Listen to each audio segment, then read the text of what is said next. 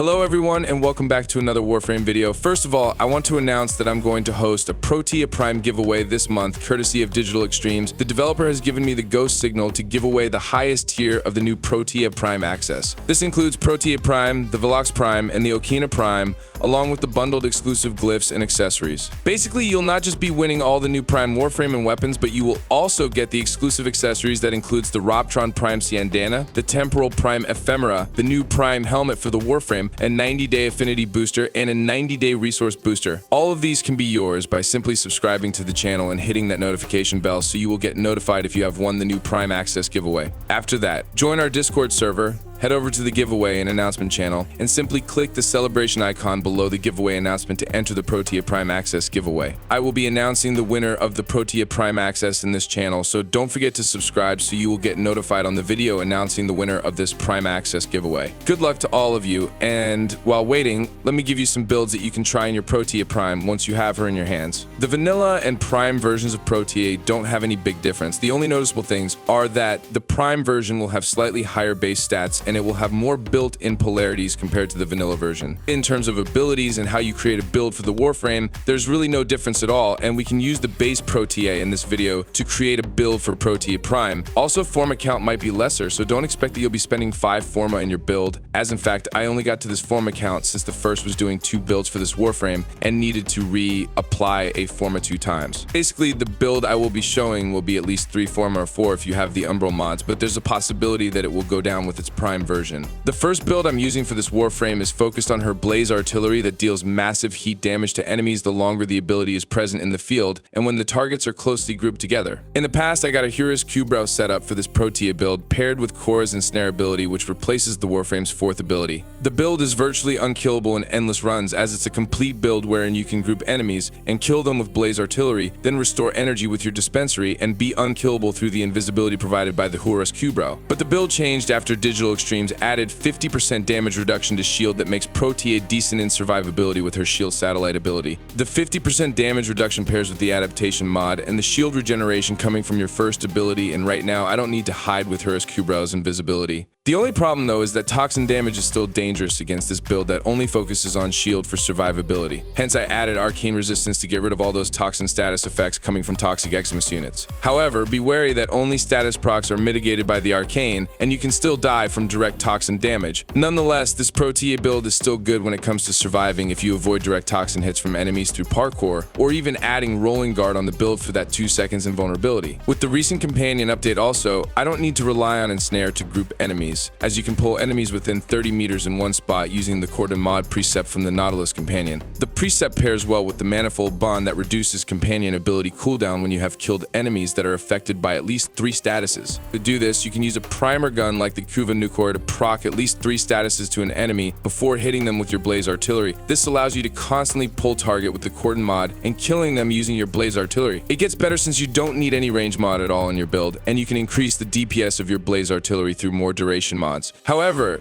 the only problem with the Nautilus pull trick is it's erratic and not as clean as how Ensnare can pull enemies and maximize the damage of Blaze Artillery even if its duration is short. Also, the Hura's Q-Brow trick allows you to be invisible most of the time, as you'll be only using your abilities to kill enemies. The downside though is that Blaze Artillery builds are cool in endless missions such as survival, but it would be ineffective in other types of missions since it requires grouping and duration to be effective. Before you can do a kill, your teammates will be destroying a room in a couple of seconds, so that is why I think it would be safe to suggest that most Blaze Artillery builds are perfect to use in solo runs. Now, I'm also preparing another build for the upcoming Jade of Shadows update, but I'm also using this in my Protea for the meantime as an all-rounder build for the Warframe. Instead of Blaze Artillery, this allows you to utilize the other 3 abilities of Protea, and you'll be able to have fun with this in any scenario except for spy missions in Warframe. This is kind of melee oriented though and has 2 variants. The first one is a combination of the Nuke Hammer Archititron that increases the implosion damage of your Temporal Anchor once you have full stacks and deal millions of damage to the enemies in a room. This can potentially be a room cleaner, but the only thing I don't like about this is that the synergy is slow and it requires you to build up the Slam Capacitor stack of Archititron first to get the best nuking potential of the combo. The combo needs to have hundreds of millions of damage stacked before it can nuke nuke with its temporal anchor, hence why it's great with the Archetytron since you can stack a lot of damage in one slam when you have all 10 stacks of slam capacitor. However, it becomes a chore in getting the 10 times slam capacitor. That is why I have decided to go with a melee influence build to stack the damage fast of certain melee. Temporal anchor has a blast implosion damage, and in the upcoming Jade Shadows update, Digital Extremes will be reworking blast damage. While the developer did not tell us what will they do with blast damage, but it's safe to say that Protea's temporal anchor will be affected, and we might see either an increase of damage to the blast combo or another feature which makes it either good or just the same. At the moment, I'm pairing it with a melee influence Incarnate Dual Ichor. The melee influence arcane allows the statuses to sprint into other enemies, increasing the overall damage of temporal anchor until I can stack millions of implosion damage. The only problem though is that the nuke damage is not that good compared to the rune clearing capability of the Archetytron's damage stack. In most cases, temporal anchor gets used for survivability, energy reset, and armor stripping with the use of its temporal erosion augment. While the ultimate ability is active, you can strip the armor with the Shrapnel Vortex feature of your first ability. This allows you stack the implosion damage of temporal anchor while melee influence is spreading the damage to multiple enemies. For the melee Protea build, you can use two variations, and the first one is the most common Nourish build. Since we have ensured viral procs, we can mod for other elements along with electric to spread the status through melee influence. If only we could mod for corrosive in this combo, then it would be great for an Emerald Archon Shard that increases corrosive stack and allows full armor strip. This pairs well with viral and heat combination.